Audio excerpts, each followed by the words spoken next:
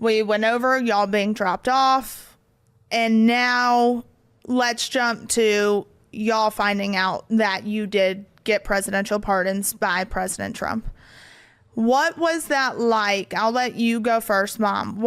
How did you find out? How did you, the day that it was happening? So I had work that day and went back upstairs. I showered, and I'm not a person who sleeps during the day, but I don't know. I felt off that day for some reason. So we had our 4 o'clock count, and I actually was just laying on my bed with my eyes closed.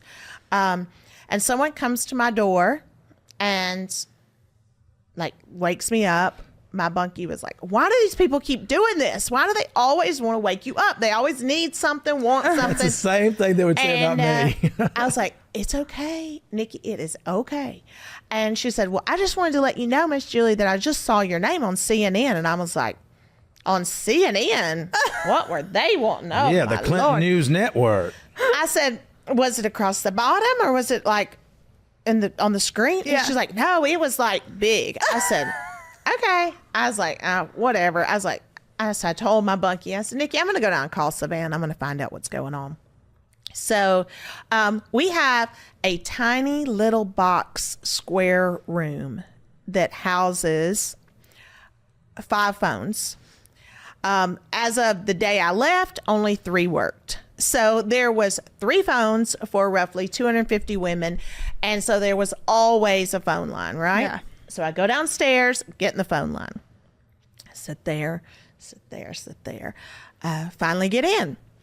I called you. You didn't answer. So I turned around. I called Gray. He didn't answer. I literally went to turn and walk out of the room. Because at this point, it had already been released. And so my phone was blowing up to the point that it just say missed call. So keep in mind, I went to walk out the door. Now, for you, those of you who don't know, once you walk out that door, you have to get in the back of the phone line again to. There'd be times where she'd wait an hour to call. Right. So something told me, try her number one more time. So I turned around, tried your number one more time, and you answered.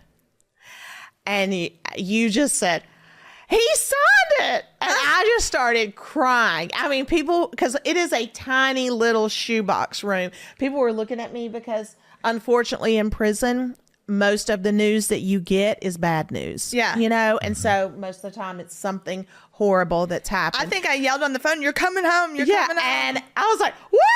And so you told me, and I walked out and I was crying. Everybody was like, are you okay? What's wrong? I was like, I'm getting out of here.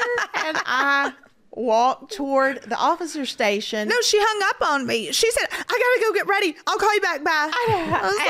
I walked toward the officer station, and one of the other girls, my next door neighbor that I work with too, she was right there. And she was like, what's wrong?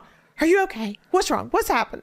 And I was like, he signed my pardon. And I was just dying. And it was crazy because it was on a Tuesday, and they were having a church service for one of the chaplains, or not a chaplain, one of the volunteers that had been coming to Atwood for 40 years. So the chaplain and his wife were there, whom I love. And so she looked at me and she said, are you okay? I said, he signed my pardon. And she just grabbed me and hugged me, and we prayed. It was amazing. So where I was such a small, we were in one building, so it didn't take 12 seconds for everybody to know your business. So it was literally like, we had to put like a sign over my window, a wiki up, so that nobody could see him, because people were coming to my door and like trying to bombard me and come in. It was crazy. That's wild. Yeah. Okay. And Dad? I was coming back from the library, and a guy stopped me on the sidewalk and goes, I think you've been pardoned. And I said, okay. And I said, thanks. And let's get right on walking. But also before this, you and I definitely had, when I would come and visit, we would have more in-depth conversations. Yes. And you had also, like, even on the phone, I kind of told you it's been 2.5 years, and you know me better than anybody. So you know I'd kind of reached a point of, You had hit a wall. like, I've done everything I can do, and everyone else's pardons were happening. Like, that week there was pardon after pardon after pardon, and I was just kind of like, you know what, I've done all I can do. It's clearly not going to happen. There's nothing more I can do. So that's kind of, And I had kind of reconciled. Yeah, that was kind of where we were at. And so I go into my dorm, and one of the staff members comes walking through the front door. And so I'm coming this way, he's coming this way. And he opens the door and he goes, "You the hell up out of here." And I said, "What?" And he goes, "You've been pardoned. It's all over the news." And I'm like, I just blew this guy off on the damn sidewalk and said, "Yeah, okay, thanks." And so I said, "Are you positive?" And he said, "I'm positive. They just called and said, make sure I have eyes on you." And so I walked up and I called you. And you said, you answered the phone. And she answered my call in the first ring. Yeah. She answered, and I said, "Savannah," and she goes, "It's signed. It's signed. You're coming home. You're coming home. I'm finding out the details now. I'm trying to get a plane. I'm trying to." She's going through all the things that she's doing. And I said, "Okay. Okay." So I said, did he know before I knew? Yes, he knew before you knew. Yeah. Look. Yeah. Of course. Yeah. Of course. He did. It's okay. And so I was walking back, and I remember seeing this one staff member who I just loathed. And she was walking down the sidewalk. She goes, "Chrisley?" I said, "Yes." "I hear you got a pardon." "That's a good thing, ain't it?" I said, "It ain't gonna be for you when I get out of here." And kept right on walking. I went back, packed up all my stuff, gave all my stuff to my kids. When he says my kids, They're my kids that I adopted in prison. Yeah. Because all the young kids, the counselor would send them to my pod because I wouldn't let them have long hair and that long beard and all that mess. I made them go to the barbershop, knock it down to 2, clean themselves up. We had a clean pod. We ate together every night. We had a schedule, and everybody had their cleaning duties. And everybody made their beds, and everybody did their laundry. yeah. So I went back and I got my kids, and I came in and I gave Tanner all my sweats and my, because he was my size. So I gave him all my sweats and my tennis shoes. I gave Aaron all my food because, I had like 4 lockers. You ain't supposed to have but one. So let me go ahead and clarify that you're supposed to have one. But I went ahead and gave all my food and stuff to Aaron. And then I gave my coat. I had a little windbreaker jacket that I never wore because it really wasn't that nice looking. And so I gave that to somebody else who really wanted it. And I was ready to go. All I had was my little black legal notebook where I told on everybody, and I took that with me. Yeah, he literally walked out with one notebook, and that was it. He left. He gave everybody all of his stuff. I did too.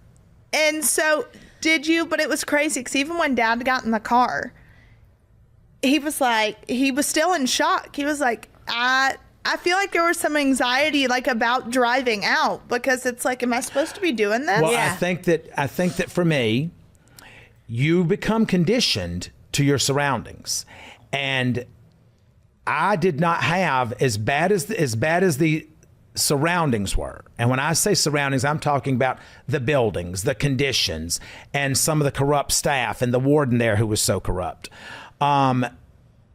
The men as a whole became my brothers because, I've never had that camaraderie. I never wanted to be around a bunch of men. Yeah.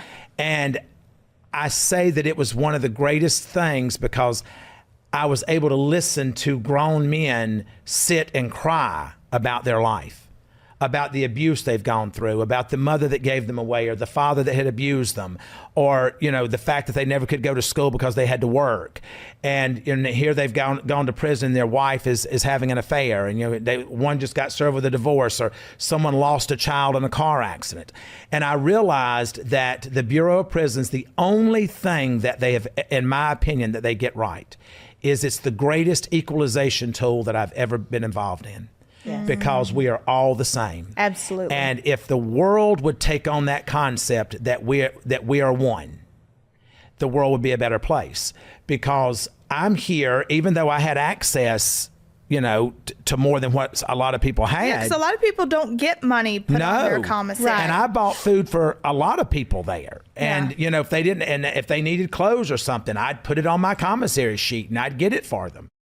If you're running a business, every missed call is money left on the table. Think about the last time you had a plumbing emergency. If the first plumber didn't answer, did you wait? Or did you call the next one on the list? Chances are you moved on. With OpenPhone, you'll never miss an opportunity to connect with your customers. OpenPhone is the #1 business phone system that streamlines and scales your customer communications. It works through an app on your phone or computer, so no more carrying 2 phones or using a landline. With OpenPhone, your team can share one number and collaborate on customer calls and text like a shared inbox. That way, any teammate can pick up right where the last person left off, keeping your response times faster than ever. Plus, say goodbye to voicemail. Their AI agent can be set up in minutes to handle calls after hours, answer questions, and capture leads, so you never miss a customer. See why over 60,000 businesses trust OpenPhone. OpenPhone is offering my listeners 20% off your first 6 months at openphone.com/Savannah. That's OPENPHONE.com/Savannah. And if you have existing numbers with another service, OpenPhone will port them over at no extra charge. OpenPhone, no missed calls, no missed customers.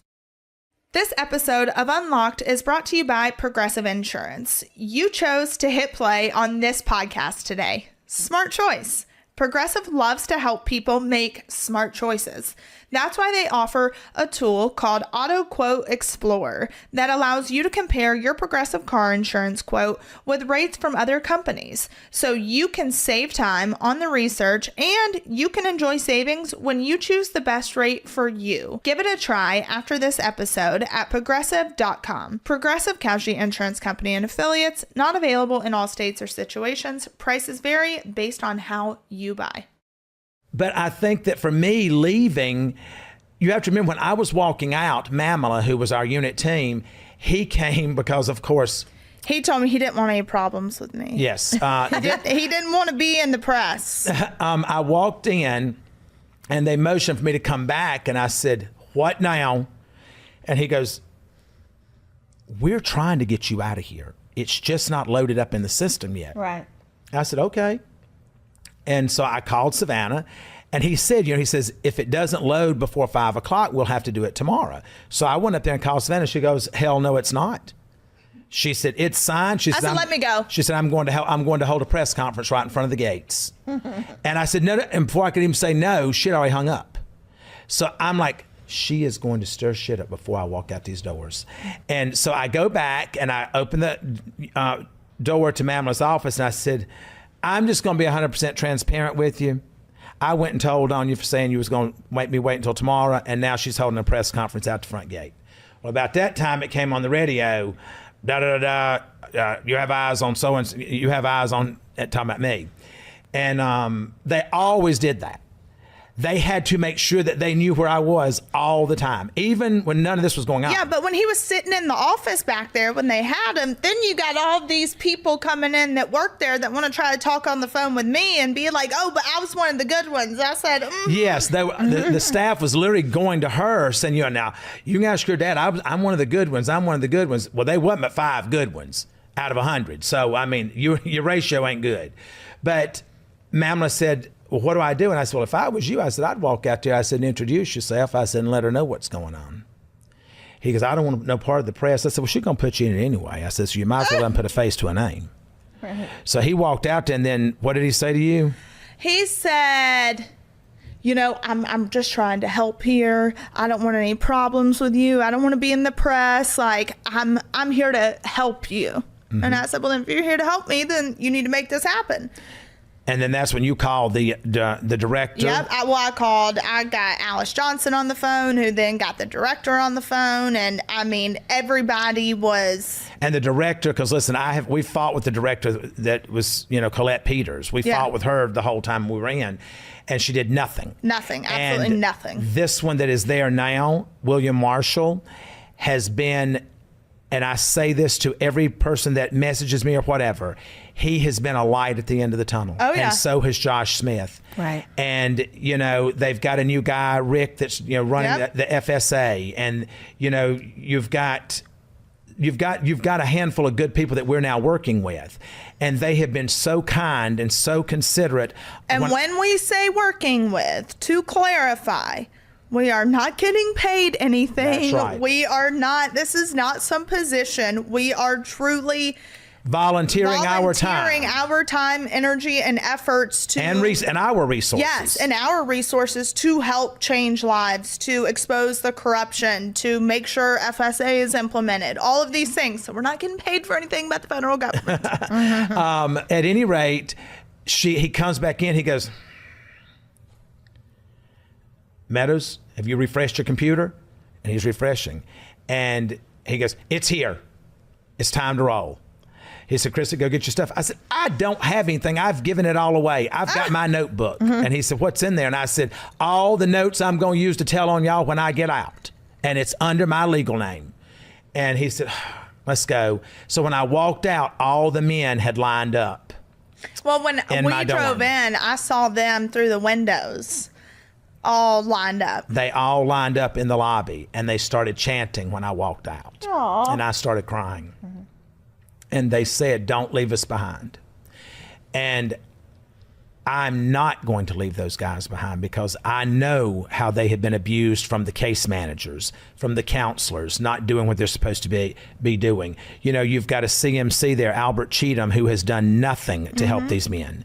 He has lied on them. He's not done his job. He's not processed their paperwork. People that are staying over the time they're supposed to be there. When they're looking into these cases now, they're seeing that these men and women that were employed by the Bureau of Prisons should be fired. They should have criminal charges brought against them for falsely incarcerating someone for longer than what they should be there. So I just think that for walking out that day, having that moment, and knowing that all those guys know that I'm going to fight for them and that I fought for them while I was there. Yes. Those are the moments. And, I got a message yesterday, and it was absolutely amazing, this message that I got yesterday from a fiance of a young kid that's there. And I read it, and I couldn't help but cry. Because, you go through these struggles, and, we went through these struggles just like you did with these women. Mm-hmm. You become almost like family. Yes. It is your kids that you're leaving behind. For me, I was leaving my kids behind. So I got this message yesterday, and it said, hi, Todd. This is Leanne, Brandon's fiance. I was visiting with him this past weekend, and he wanted me to tell you that he hopes you are enjoying life and that he loves your natural hair color. Mm-hmm. Natural. Yeah, right. I also just want to thank you after all of this trauma, after all of the trauma from his time in Cimarron. The stress of transfer, anxiety was so high, and he was struggling. Your care in helping him brought so much peace to my heart, and watching him level out and settle in, knowing he was safe and was invaluable. And of course, when his father passed, he gained so much comfort from your presence. I could never express my gratitude properly, but I am so grateful to you. Thank you for creating a space for safety for all of the men you invested in at your time in Pensacola. I love that. That's amazing. So, when you get things like that, it lets you know that the efforts that you put forth were not in vain. Right. And it also reminds you, unfortunately, that those men that I have fought for and continue to fight for are still there. Right. And I don't think people understand, when you're listening to this podcast, when you're watching us on television, when you're speaking to the clerk in the grocery store, every person is struggling with something. Every person has a battle that they're waging right now. And if it's just being kind of saying, thank you so much for your help today, or, you know what, I can bag those groceries, you're good. You know, it's just showing common courtesy and compassion to your fellow brother and man, to your fellow brother and sister. And I watched so many men when I was there, and I had someone tell me yesterday, this place isn't the same since you left. It's almost like the Holy Spirit followed you out. That's what was said. And I said, no, I left the Holy Spirit with you. I said, the Holy Spirit's there. And I said, and y'all are coming out. And, you know, the Bible tells you, do not forget the prisoners.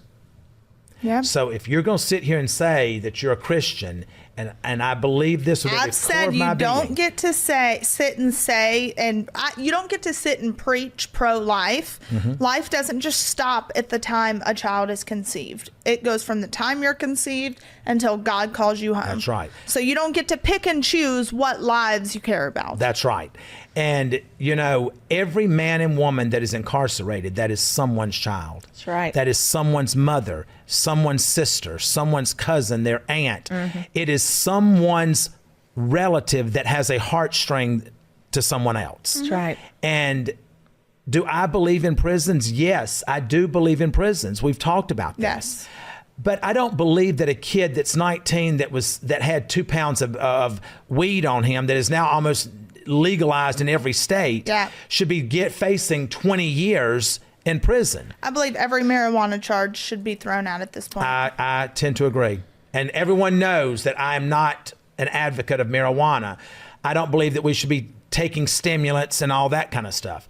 But I also don't believe that they should be thrown in prison and the vast majority of their good part of their life is taken. And then you throw them back out into society where they've lost all contact with their family, because you send a kid in that's 22 years old and he's married and he's got a baby. Do you think that she's waiting on him for 20 years? Yeah. That's right. His kid's grown. Well, just the sentences that are being given out in general for the people that I was in contact with were just outrageous to me. Right. And I mean, you know, there's guys there now, you know, Dave, VI, you know, Jason. There's so many men there that should have already been gone. They should have already been gone, but then they will be. But then, you know, you have a case manager that has moved over into a dorm, who, with all due respect, I love Miss Washington. I think she was one of the sweetest people there, but she was not trained correctly. She was not trained properly. She was thrown into that position, so she doesn't know. And I think that happens a lot. I think right. that's what. And this is not an excuse for any bad behavior, but so many times these people are not given the proper knowledge, and they're not trained, and they're not. It was such a bigger problem and such higher up. It's much higher up, but I don't agree with that. They're not trained, because they have training. They have training seminars, but they go and log into their computer and turn it on. Well, that's why. And then they walk away. The world of technology, like, we need to go back to an old school way of showing up and working. Yes. Showing up to your job, showing up for your in-person training. Like, that's what needs to happen. And hopefully under the new director, they will make that happen. Right. But as y'all can talk more about all those things that you want to talk about. Yes. On your podcast. Yes. Absolutely. Chrisley Confessions 2.0. Yes. So that will be relaunching in July. Many of you are probably like, where's Chrisley Confessions? Well, it is a whole new reboot that will be launching at some point in July. Yes. But before we wrap up, we have a lot of questions that people ask that we're going to get some answers to. Okay. Sure.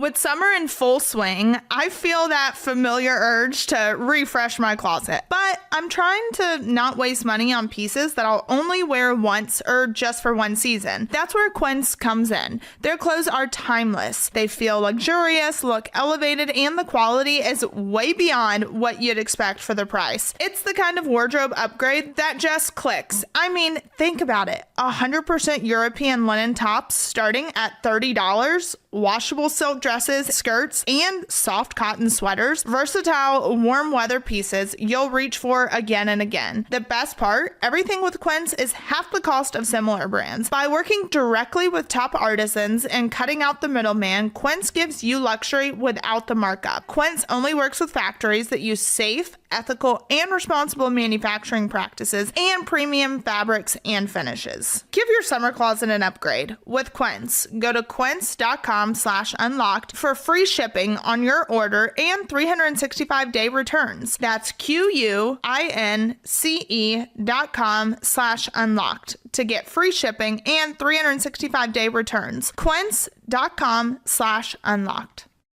I don't know about you, but as soon as the temps start rising, I'm ready to swap out anything bulky and uncomfortable, starting with my bra drawer. This summer, it's all about staying cool, comfortable, and supported, and that's where Honeylove's cutting-edge bra innovation comes in. If you're dealing with the underwire pokes or bras that feel like body armor, it's time for a serious upgrade. Honeylove makes the best wireless bras that feel like a second skin. They're lightweight, breathable, and perfect for hot summer days. Whether you're rocking a t-shirt, tank top, or breezy sundress, their bras give you just the right amount of lift without the squeeze. Thanks to years of research, development, and testing, it's the ultimate bra experience. So go ahead and ditch the discomfort. Say bye to wires and treat yourself to the summer support you deserve with Honeylove. For a limited time, you can get Honeylove on sale. Yes, on sale. Treat yourself to 20% off your entire order by heading to honeylove.com/unlocked.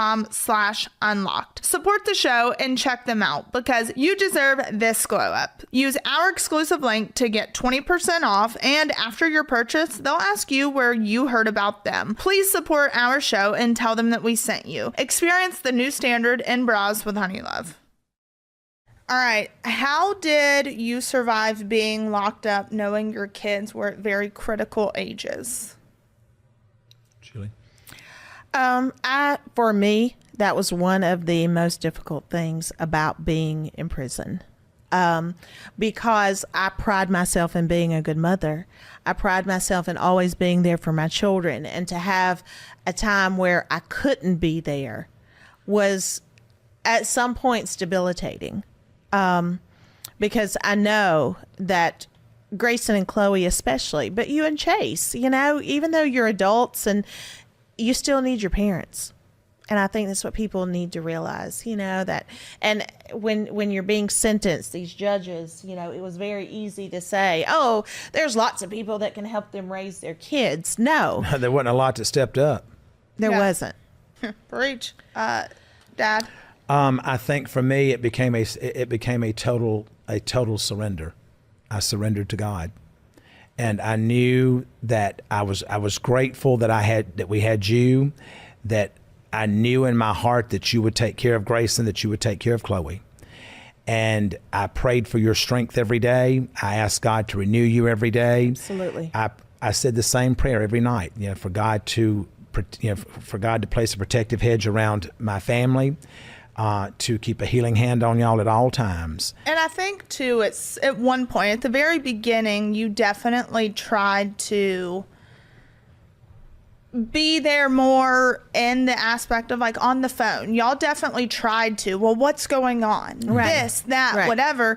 And then I think you just reached a point, I know for Dad, that was just like, what the F do you want me to do? Right. Like, I'm sitting in prison. Right. Like, you're causing these issues for yourself, whatever it is that's going on. Like, y'all had to distance yourself in a way because it was the only way to remain sane. Mm-hmm. Right. And I don't think the correct word is distance, but I think you have to let go in the control aspect of it, to know that there is only a certain amount that you can do from in there.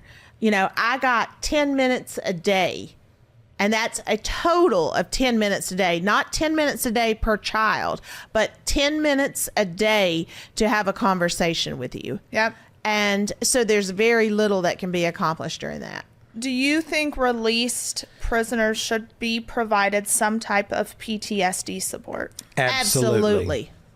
Absolutely. What would you say for y'all have there been triggers for y'all since coming out? Whether it's a time, whether it's a sound, whether it's a...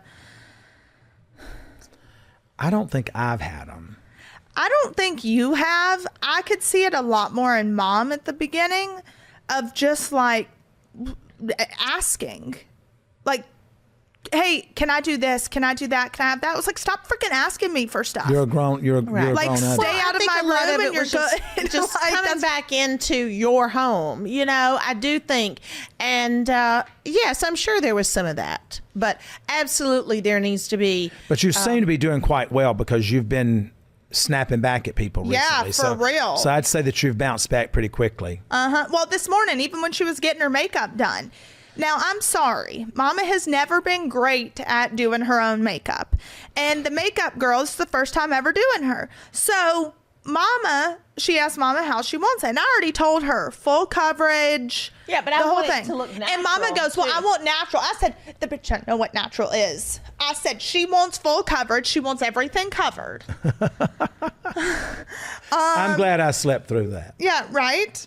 There's so many questions. Do you think y'all will write a book? Yes. Absolutely. Do you have friends in prison that you will keep in touch with? Absolutely. Yeah. Absolutely. Absolutely. You know who I cannot wait to actually meet and hug in person? Melvin Williams. Melvin. I cannot wait. Melvin, for all of you who don't know who he is, Melvin worked with me in the chapel, and he was the one who trained me. I didn't do anything. Melvin, bless his heart, he did it all. But Melvin is one of the kindest, most decent, honorable human beings that I have ever met in my life. I love him. He will be my brother for life. Did he ever call you the other day? No. No, he called me and I was on the golf course and y'all. So how I have it saved in my phone, because when y'all call, it's from the same number. Right. So it shows like Washington, D.C. So I just saved it because I was tired of seeing that. I just saved it as Mom and Dad. So now anytime somebody calls me from prison, it says Mom and Dad. Right. So I immediately answered it and it was like, you've got a call from a federal prison. This is, and then you heard him say, Melvin Williams. And I was like, oh my God. And he called. I said, oh my God, Melvin. And I said, I'm so happy to hear from you. He said, and that's exactly what I knew you'd say when I called. Yeah, I love him. What was the lesson you learned from being in prison? I think the lesson that I learned was that we are really all just one people, that we are equal. Absolutely. Mm-hmm. And that compassion goes a long way. Can you explain what it's like to miss out on your children's lives because of a broken system? It's very hard. I actually had a supervisor that was talking one day because I worked in the commissary, and he was the supervisor over the commissary officers.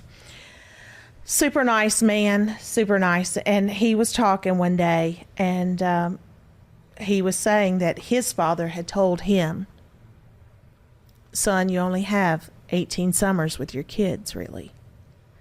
And I don't think he really caught it when he said it, like how it affected me, you know, and the other women who were in there, because it's so true, you know. Really, you've got 18 summers with your kids and then they're grown, you know. And so to know that I missed 2 of those 18. Yeah. Two of those 18. I try that's a lot. I try not to look at it that way, because I look at it that there are men and women that have missed far more than 2. Absolutely. So Absolutely. I felt ashamed.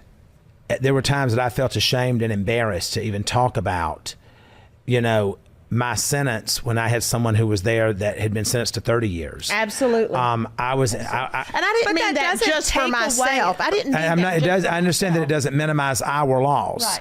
but I just think for myself, I don't feel like that I have the right to say that I was in prison when I was there for 28 months and I was at a camp and these other men that have worked their way down to there have suffered. I didn't have to do that. Yeah. But it still doesn't take away from the fact. No. Right. No, because you were going to be there for 4 and probably 8 years. Right. So that's a long time to Right. miss Right. out on. But the new show, will you or will you not be on it? How much you pay me? Yeah. We all know that we're back. We're all back together as our family, and that we will start filming again for the new show. Okay. And we'll end on this one. What was it like when y'all saw each other for the first time? And has it been weird kind of reconnecting and going back to, I mean, obviously you've always been married, but like you didn't see each other. You didn't touch each other. You didn't, because everyone wants to She's say, touched me. shut up. We didn't speak. No, So- because everyone wants to say now because mom wasn't at the press conference and because mom hasn't been as vocal as you have been. Well, she never was. Oh, well, they're getting divorced. No. Let me set the record straight. We are not getting divorced. Thank you. You know, I actually think that we settled back in fairly easy. fairly easy. But that first night- but I'll tell you why. Because in my mind, I was never away from her. Right. And I would tell her in the emails every day, I said, I'm with you every step you take. Right. And I says, and feel my love surrounding you at all times. Right. So when I went to bed at night, she was right there with me. When I woke up and I did my prayers, she was right there with me. Yeah. And I don't that's think how there I was ever survived it. anything in my mind that we were separate or Right. that we were ever going to be separated. I never had that either. And so I think it allowed us to really just come back together. Now listen, Well, is Mama's there, biggest fear, though, like when I would go and, like the first time it came out, because Satan's spawn, Cruella, she had said talked about you having gray hair. The only one time Cruella went and visited. And so when that came out and there were COs that told mom, oh yeah, well apparently Todd's like got gray hair. She had a full come apart but it was because in her mind, you were going to be gone for 8 to 10 years. And she was like, oh my God. He's going to be an old man. He's getting old. Like I'm missing out on these years with him. Like she literally, it was like you were dying. yeah. But I mean, a lot of people thought I was hot with the gray. Please. But this is natural. But I remember the guys would say, are you going to color your hair when you get out? And I said, I'm going back to my natural color. And they would look at me like, huh? But I told him, I said, I hadn't seen my natural color since I was 18. Oh my God. But that first night together though. the first night together, I was so grateful to be able to get in the bed with her. Right. Yeah. And I think you said it best. There was no awkwardness. There was no, like, what are we supposed to be doing? Or there was Right. none of that. We kind of just It was fell like you're- back into our Our routine. Right. our roles. Well, Right. it's because that was your comfort. So it's kind of like your Absolutely. body just. Yeah, I mean, we remember. got back in our routine. I mean, she got on top. Shut up. He is such a liar. Oh my God. Please cut that out. No, don't keep. Yes, no. Keep it. We're Cut keeping it out. it. We're keeping it. We're keeping it. All right. Well, on that note, I'm going to give y'all all these questions because Perfect. there are literally Perfect. pages of questions Chrisley Confessions 2.0. That's in it. July. So, y'all, this is going to be a big transition. Yes. Because now It is a big transition because now you don't get to be the boss of everything. Right. So I know If that's it was what. not for me. Listen here, Mother Teresa, we get it. You've worn the crown, but I'm taking it back. The head is heavy. Understand That this. was another question, though. How did you feel? And you can find it on there. I'm not just making this up.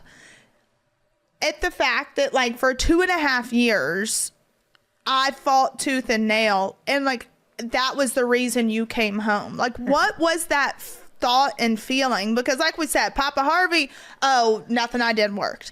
So, throughout this whole process, was it hard to rationalize it. No, not for me. No, because you were all of our fighters. You were our fighters, but everybody in there, like when you were on TV, like we were all in the TV room. That's what it I would was tell like her. you were doing it for everybody. And I know that, thank you. And I thank God that we are the ones coming home, but everybody felt that like you made You everyone are their feel person. this. You are their person. I would tell her, I'd say, Well, Melvin, when I'd come on TV, they had, the television room was full. The guys were lined up. They had their headphones on, and they would say, y'all shut up. Savannah's coming on. So, I told you, you were not just fighting for us. Even Miss Joyce, she didn't stay up after 9 o'clock count, but when you were on Laura Trump the last time, she was out there and she was like, she's going to do it for us. And it was great. So I think that to answer your question, as I said, I never felt disconnected from your mother. She was with me at all times. I never expected less from you. Yeah. Nor did I ever think that you couldn't do it, because I knew. I don't know that a lot of people get to have this feeling of peace that I had, knowing that you were my caregiver now. I now know what you felt like when you said I took over your care when you were going through your surgery for breast cancer, and the peace that brought you. Yeah. I now know what that feels like because you became our caregiver. Yeah. And so every day there were bad days, but I can tell you that as long as I knew you were in the fight, it made the day easier. Yeah. So thank you. I mean, because we wouldn't be here if it were not for you and God and President Trump. Right. Yeah. And I just, and that's something else that I think that the world needs to know. People want to talk about President Trump did this and President Trump does this, and and everybody hates him, whatever. No, they don't. No. Everybody doesn't hate him, because our prison, our inmates, they rooted for Trump in that election. Because they knew that he with was the going to be First their Step saving Act, grace. That was their saving grace. And that's what a lot of people don't realize. And too, the day that y'all got pardoned, y'all weren't the only ones to get pardoned. Exactly. The majority of the individuals that day to get pardoned were men of color. Mm-hmm. Like, it wasn't just these rich, white, entitled Trump supporters that got pardoned. That wasn't it at all. Right. So our names may have been the biggest, and that's why it got so much attention, but there were like 26 other people that got pardoned. Right. So it wasn't just y'all. And I truly believe that what President Trump has planned through the advocacy of Alice Johnson, who was such a blessing to us, and who I got to meet in Memphis, and was just such I can't wait to meet who her. was just such a lovely, lovely woman. I believe that he is going to touch many lives in the prison system. Yeah, and it's never too late to start over. No. I That's mean, right. Alice Johnson is a prime example. 70 years old. She is 70 years And old. she's now the pardon czar in the White House of the United States of America. She says she went from a prison cell to 1600 Pennsylvania Avenue. That's right. And I And love only in that. our country. Only in our country can this happen. So, I think that to answer your question, not everyone has a Savannah. Yeah. But you can be everyone's Savannah that is incarcerated, because they've already adopted you. Yeah. You are their warrior. You are their fighter. And they find hope every time you open your mouth.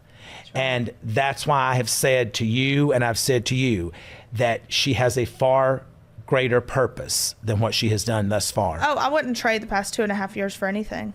Well, I mean, I wouldn't sell that. I mean, I wouldn't. Yeah, because your ass wasn't limited to $360 a month to spend. Well, I love y'all. I love you And more. I'm proud of you for how you've handled everything. And Dad, You are honestly, as well. though, has been a lot more fun than you, so I'm going to need you to snap out of it. Okay. But, you But know. don't worry about it, because I want to correct something right here on the air. While I was in prison, you had an article that came out where you said What did I say? that I always thought Dad was my favorite. But Mom, that's not true. It's really you. No, I just said the older I got, the closer, like before and I think that's the part I struggle with now is before she went into prison, she and I were like extremely close. And now that she's come out, it feels like there's a total disconnect.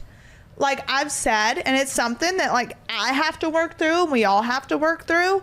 I've never, and it's so hard for me right now, is I've never sat across from two people that I love with like more than anyone in this world and felt such a disconnect. From both of us? Yeah. Like it's I don't know where it comes from, and it's something that I've got to figure out. But it's like, I know I love you more than anything in this world, but it just feels like there's a wall. And I don't know if it's because the past 2.5 years, everything now is finally like my body is trying to. Well, you need to understand also that trauma affects you in all kinds of different ways. Absolutely. And you have had trauma. Yeah. We've all had trauma, but you've had trauma, and your trauma in some ways could possibly be more significant than anyone else's because you haven't had an out. You haven't had a stop and reset. Right. You afforded everyone else to have a stop and reset. So now it's your stop and reset. And Savannah, listen, I'll tell you something because I learned this. I went in that prison having controlled everything around me. Your whole life, all of us, I controlled it all. And I had to give that control up. You are having now to surrender control. And that causes you to look at things a little bit differently. And until the water calms down, you'll feel that way. But there's never going to be a wall between me and you, probably you and her, but not with me because you look just like me. And we have that tie. No, she got excited. Because one person said that you're looking more like her. One person. There was a picture though, and it did. When I looked at it, people would literally, the guys there would say when she'd be on TV, they'd come back and they'd say, God, she is beautiful. I just feel so creepy. And I said, why? And they're like, because I think she's so hot, but then she looks just like you. I said, get out of my pod. Well, on that note, that's it. That's it. We'll leave it at that. On that note, we have unlocked everything that you should know now. And exactly. And I will come on y'all's podcast to help you launch it. Well, we're fairly booked right now. Yeah. Well, I love y'all. I love you more.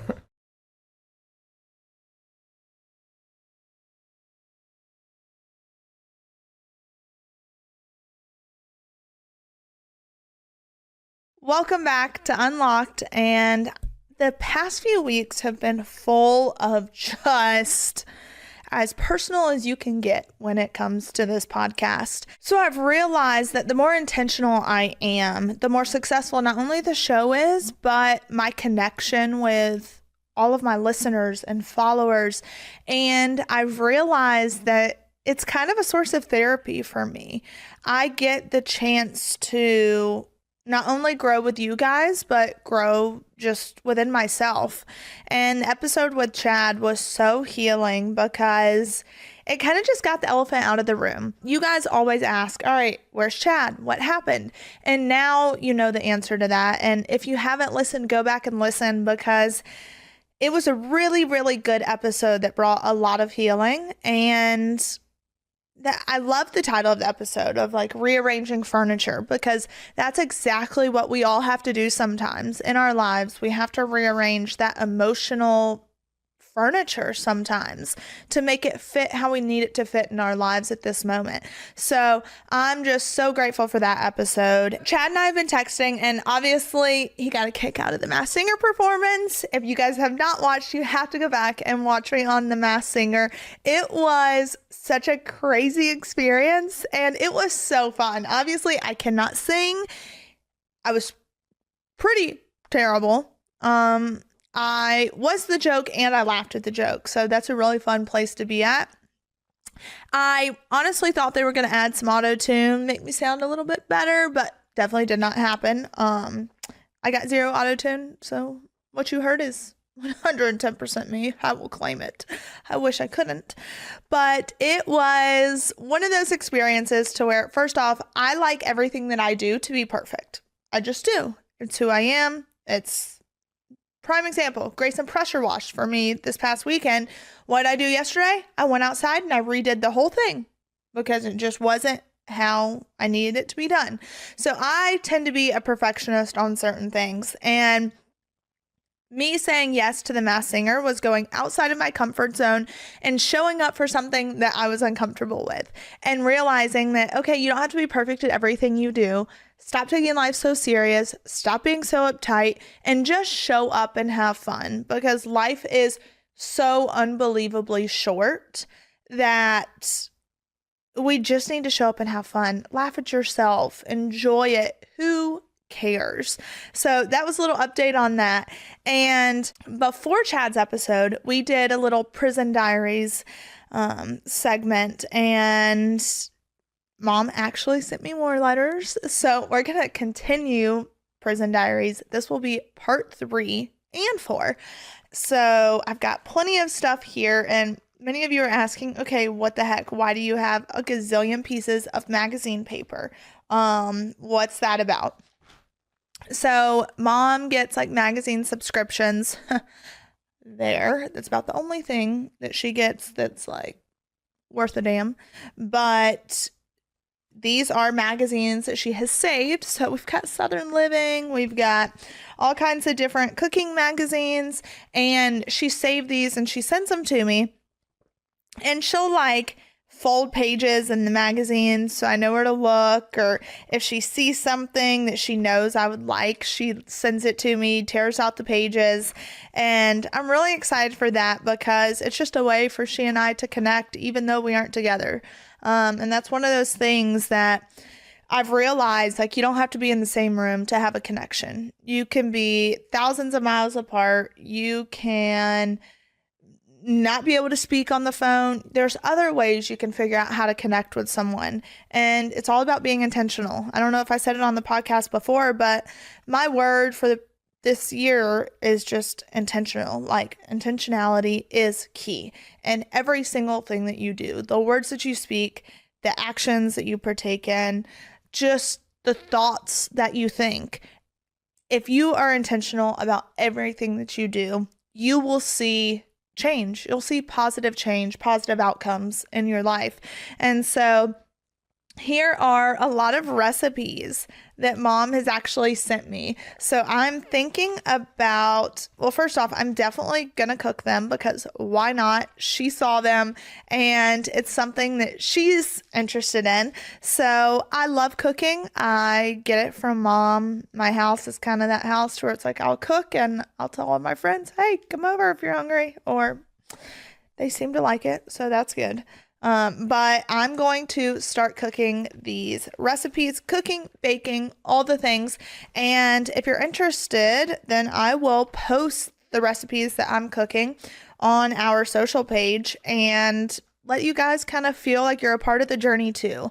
And when Mom gets home, well, she can cook them with me, and hopefully that's sooner than later. Now that I've explained all the random magazine papers to you guys, there's literally hundreds that she has sent me of recipes, pages she's torn out. Also, not only has she sent me recipes, but she sent me, which I actually am like obsessed with. Hold on, I need to find it. Okay, it's the 2024 colors of the year. So she'll send me interior design stuff. She'll send me like a shirt she thinks would look good on me. She sends me recipes.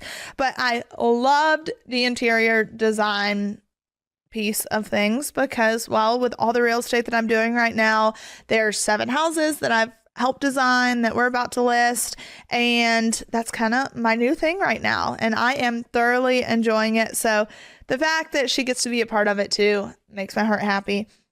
And in these next round of letters, she didn't write every day. There's a lot of time periods that are skipped, and it's just kind of how it is. I mean, I can't imagine what it's like to be her and to be inside and doing the same things all day, every day, with just no reprieve. And 2, one thing I did differently this time is I have not read these letters yet. The first round I read as soon as I got them, and these I got literally like 2 days ago, and life's been crazy. But then I also thought to myself, you know what? Let's just get the real and raw emotions and see where it leads us. So here we go on part 3 of the Prison Diary series. April 16th, 2023, day 90. I never thought I'd ever say, I've been down 90 days. Yes, this is a prison slang used to indicate how long you've been in prison. I've never been down 90 days in my entire life. Not when I had children, not when I had breast cancer, not after a double mastectomy. I think it's finally hit me that I'm actually here and possibly here for the long haul, even though the appeal has been filed. I have 84 numbers written out on my calendar. 3 have been crossed out. So 84 is the amount of months that Mom got. So, which is wild. 84 months. I've got my other thoughts on that, but this is the first time in 29 years that Todd and I have not been together on his birthday. I've always loved birthdays and celebrating those I love. I can't believe I didn't even get to hear his voice. God, please don't let me forget the sound of his voice. This week has probably been the toughest. Todd's birthday and Easter, the first 2 occasions that I've missed. My hope and prayer is that my time passes quickly. That's a brutal one. So 84 is the number of months that Mom got. And what's so crazy in comparison is in Dublin, California, at the women's prison there, where I've spoken about it before, to where the chaplain, warden, and correctional officers all sexually abused and tortured these women there. The chaplain or the warden, one of the two, I can't remember, they got, I think it was like 70 months. So they got less time than my mom got, which is wild. These were people in a position of power that just had an abundance of power to make or break your life. And they just sexually abused these women. There was over 100 women that came forward. So just to put it into comparison. And then second part of the letter, I didn't even get to hear his voice. God, please don't let me forget the sound of his voice. I think that's the most heartbreaking thing, because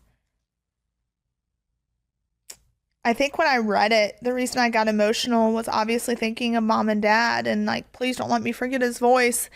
But now I look at that so differently after Nick, and I'm like, oh, please don't let me forget. You know, I think when you start to lose people really close to you, you kind of understand that a little bit better. So that was day 90. The next letter is day 120, which is May 16th, 2023. The gap, I feel like, is everything's becoming just very mundane. Like, this is my life. This is what it is. Trying to block everything out, trying to just make it through. And knowing my mom, she just tries to stay busy. Like, even at home, when she got nervous, she would clean. So I know her, and I know that she's just trying to make the time pass as quick as possible. So it's a full month later, and May 16th, the significance of that is Gray's birthday. I don't even want, I should have read these before. My baby's birthday. How is my baby 17 today? How am I missing his birthday? The first ever. Thank God for Savannah. She cooked for everyone. Something I would most definitely do. She surprised him with Braves tickets, and of course, got him the smoothie maker he wanted. Another kitchen gadget, just what we need. I'm so proud of the young man he's becoming. He's such an old soul. This day really stings. I love celebrating my kids, and to be away kills me. I remember that birthday and why it was so difficult. Poor Gray. Was the trial started May 16th, 2022. Get my box of Kleenexes so I don't go meet real estate clients looking like a hot mess. So the trial started May 16th, 2022, and that was his 16th birthday. His 17th birthday was mom and dad in prison, and now his 18th birthday is coming up May 16th, and mom and dad will still be there, or who knows, maybe the appeal, we don't expect to hear anything that quick, so it could take quite a while to hear an opinion on that. But it's just, it makes me so sad, because the way I look at it is like my 20s have been full of just hurt and disappointment and all these different feelings. And that's what Grayson's teenage years are filled with. Court hearings, disappointments, mom and dad in prison. And I just hope and pray that he can enter into his 20s without all of the disappointment and hurt and anger. And as he's entering into his 20s, I'll be entering into my 30s. And hopefully that next decade is very different for all of us. The last letter was May 16th. The next letter is May 25th. Day 129. Happy anniversary. Today is our 27th wedding anniversary. My marriage is something I'm so proud of. It hasn't always been easy, but it's been so worth it. This is the first anniversary Todd and I have spent apart. I know God is in every situation, but man, it's difficult. What is he trying to teach us? Definitely changes your perspective on so many things. I've always known I was a strong person, but this is testing me in a way I've never imagined. Lord, help me make it through the day.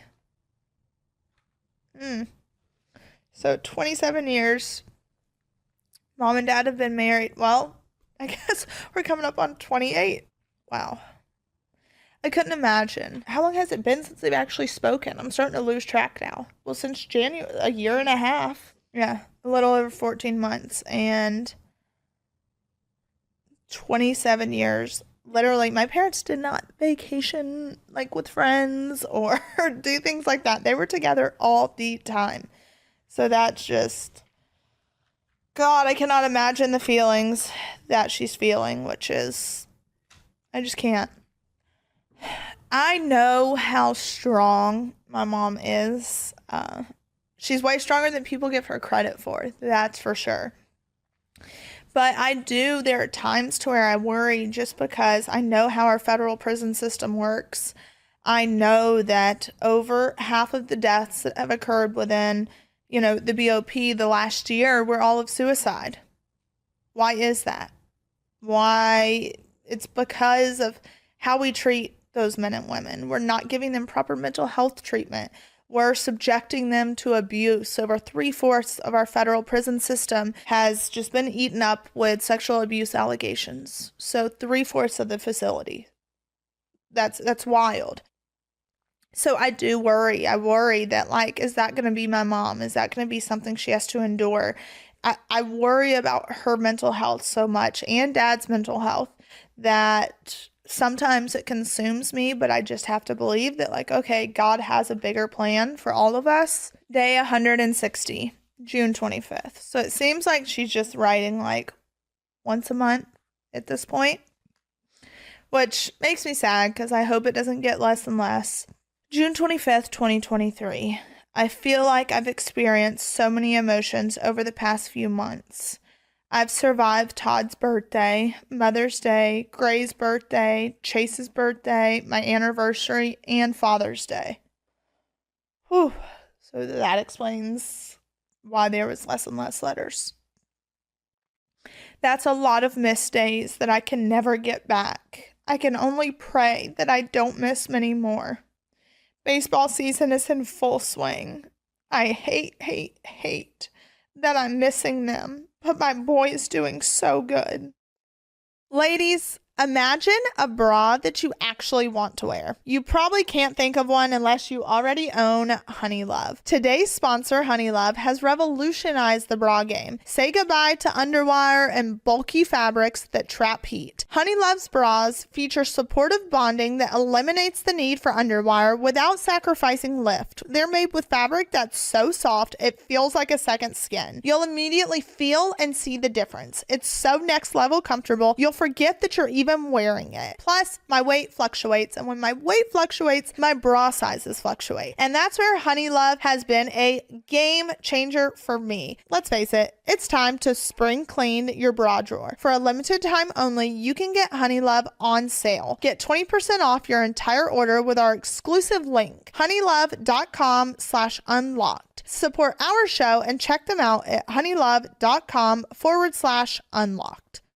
Apartments.com has more rental listings than anywhere else, so finding the perfect place is easier than ever, and so is finally moving in together. Just the two of you. It's a big step, I know. Lots of new responsibilities, lots of adjustments. Most likely, they'll wake you up at odd hours to go to the bathroom, and you'll most definitely find yourself in trouble coming home late for dinner. They might even unroll all your toilet paper next time. It's just what happens when you two find a new place together. But you're not doing it because you feel like it. No, you're doing it because you love them, because they're family. And that's why Apartments.com has the most pet-friendly rental listings on the internet, so that you and your furry family can find the perfect new place together. Apartments.com, the place to find a pet-friendly place. These days, a lot of people are learning about all the benefits of fasting, like weight loss, mental and physical performance, and gut health. But do you worry about the whole not eating part? That's exactly why Prolon was created. Introducing Prolon, a revolutionary plant-based nutrition program that nourishes the body while making cells believe that they're fasting. Researched and developed for decades at the University of Southern California Longevity Institute and backed by leading U.S. medical centers, Prolon helps promote healthy blood sugar, support cardiovascular health, and reduce abdominal fat. But Prolon isn't a diet. Prolon is science based on Nobel Prize winning discoveries in medicine. And this all starts with Prolon's 5-day program. Snacks, soups, and beverages all designed to keep your body in a fasting state. It's unlike anything you've ever experienced. I have friends who have done this program and they swear by it. There's a girlfriend of mine that's on Southern Charm. She has posted that she has done Prolon numerous times and she swears by it and absolutely loves it. So I think everyone has pretty much converted me, and I've been needing something to help kind of kickstart and restart my body. And I am so excited because I'm going to be doing the Prolon 5-day program. I mean, let's face it, if you're going to start a nutrition program, why not use Prolon? It's convenient, backed by Nobel winning science, and it works. It's no wonder why thousands of doctors now recommend Prolon to support healthy blood sugar and cardiovascular health. Right now, Prolon is offering Unlocked with Savannah Chrisley listeners 10% off their 5-day nutrition program. All you have to do is go to prolonlife.com/unlocked. That's Prolon, Prolon life.com/unlocked for this special offer. So hurry up, go to prolonlife.com/unlocked for your special offer. Savannah's in New Zealand.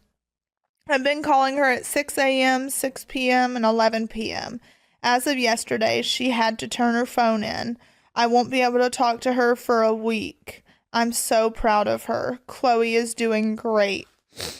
This makes me so happy. I was so worried, but she has adjusted way better than I thought. She's been making videos for Savannah. It's the cutest thing. Chase surprised me with a visit on Friday and then came back on Saturday. My parents are with the kids. It's a rainy day today. What I wouldn't give to be in bed today, watching Netflix, Todd requesting something from the kitchen, and just hanging there. To look over and see him eyeing real estate all over the world and asking, Julie, will you make us this or that? I can't wait for the day. Please, God. That's so true, y'all. Oh my gosh. That literally, like, on the weekends, they were, especially too, leading up to everything, they that's all they did. Like, they would lay in bed, binge watch. Mom would cook all kinds of great food. Like, I basically lived at mom and dad's house for 2 months maybe before they left. I mean, I did. Nick basically did. It was all just, and now I look back and I'm so grateful for those moments, because the amount of videos and photos I have, or dad has on his phone that I've seen now, of like me and Nick laying at the end of their bed and just talking and laughing and cutting up. And no, Nick and I weren't in the best place in the world, but we were still family, and it didn't matter if we were together or not. Like, we were still family, and that's kind of just what we all did. The next letter, let's see, the last letter was June 25th, 2023, 160 days. Next letter is day 259, October 2nd, 2023. I haven't journaled. This one's a long one. I haven't journaled in so long, but I'm going to start being more consistent. It's literally what I just said. These last few months have been the hardest. The realization has hit that life is continuing to move on, and here I am, stuck. I'm sitting here today just with a million things going through my head. God, how life just slaps us in the face sometimes. Since my last journal entry, I'm no longer in the culinary program. The teacher made it a requirement for all the girls in the program to live in one room. No, thank you. I'm finally in a room with just one other person, and it actually allows you to have some space, as crazy as that sounds. I enjoyed the program, but knew that it was time for me to bow out. I have discovered in prison that there are so many women who have never had a voice or felt like they had any kind of power or control. Thanks again to my husband, I've always had a voice. I thank God Savannah has this too. I'm back working in commissary. It's a good job and gives me something to do. I consistently try to make things make sense around here, but they just don't. The way things run around here make no sense at all. There's no accountability, no follow through, and no one who really cares. I ran out of phone minutes a few days ago, and I'm going crazy not being able to speak to the kids. I've set up video calls, but for some reason, Chase can't figure it out. Shocker. Life is so uncertain, and I'm witnessing it firsthand.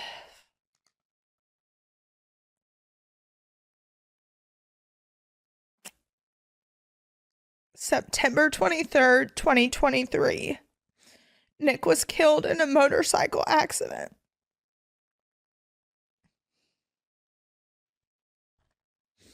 My heart is broken. Oh, God. My heart is broken into a million pieces. He was such a good kid. Gosh.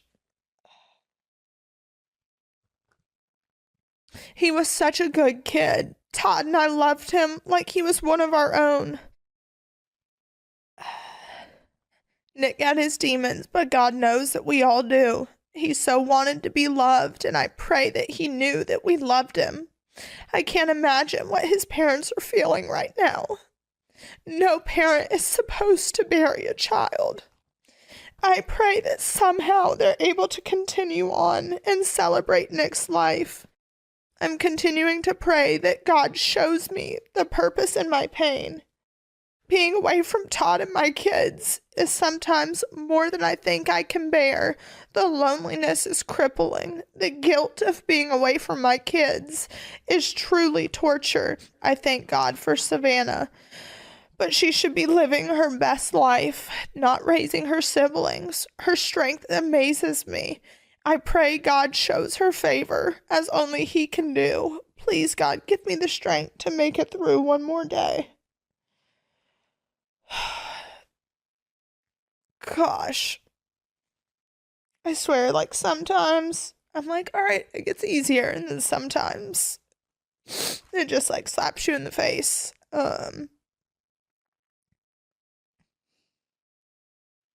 I can't imagine what, honestly though, it's one of those things where I'm like, all right, I know God, like, I see God working as hard as that day was. And I don't really know if I've really talked about it, but as hard as that day was, when I found out about Nick, the kids and I were landing in Pensacola to go see Dad, and I was on a flight when I got a call and I couldn't answer it. So I shot a text and I was like, hey, I'm on my flight. And the text back was, I need you to call me as soon as you land. So I knew something was wrong. And I was like, what is it? What is it? And that's when I was told that Nick got in an accident and didn't make it. And I just fell apart on the plane. Like, there was no controlling it. I didn't care who was hurt. I just couldn't. But that day, like I said, I was going to see Dad, and I got to be the one to tell him, and Chase and my grandparents were going to see Mom. So they got to be the ones to tell Mom. First off, I walked into that prison visiting room a hot mess, let me tell you. Like, just makeup all over my face. I got makeup wipes out so I could just take it all off my face. But I walked in and Dad just knew when he saw me. He was like, what's wrong? What's wrong? And I couldn't get words out, and I just said, Nick. And as hard as it was telling him that, I'm also so grateful that God allowed me to be the one to tell him, so he didn't have to be alone when he heard the news, because he and Nick were best friends. Like, that was part of, there was a rift between Dad and I because I felt like he chose Nick over me at times. And I'm like, I'm your daughter. Like, choose me. But now I'm so grateful that he chose Nick in so many difficult moments. And I'm just grateful that Chase got to be the one to tell Mom that. Oh, God, I was not expecting that. Next letter, November 19th, 2023. Day 307. As Thanksgiving approaches, I'm thankful but also so sad. I love the holidays. Most of the women in here just want Thanksgiving and Christmas to be over.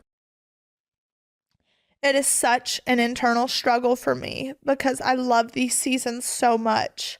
It seems to be an ongoing struggle that I have. I've never wanted to wish time away. I never wanted my kids to grow up. I never wanted the holidays over.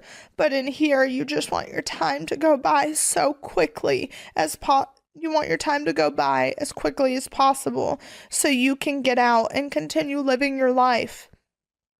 My parents came to visit yesterday. They're here every Saturday. Thank God. I wish they didn't have to travel so far every week, but I'm so thankful. There are women who have been here for years and have never had one visitor. Savannah makes sure that she brings the kids as much as she possibly can, and if they aren't here, they're visiting Todd. I don't know what I would do without my family. Like Mom said, we try to visit as much as humanly possible. It's tough, obviously, as time goes on, because I have to work. I can't not work. And now that school's back, Monday through Friday, there's holidays, and you struggle with that guilt of, well, do we spend holidays in a prison or do we spend holidays at home? There's so many things, and it's tough because, I don't want them to feel like life's moving on without them. But at the same time, we have to have some sort of life outside of working and school and going to a prison. It's so hard to find the happy medium between it all because there's so much guilt associated with it. But I feel like, we have a good balance now. We still go. I mean, last year, we went literally every single weekend except maybe a handful of weekends because of either baseball or holidays. All right. The last letter was November 19th, 2023, and that was day 307. So on that note, I'm going to take a break because clearly I need to go and blow my nose and get a sip of water, regroup, and part 4 of Prison Diaries will start on November 23rd, 2023, day 311.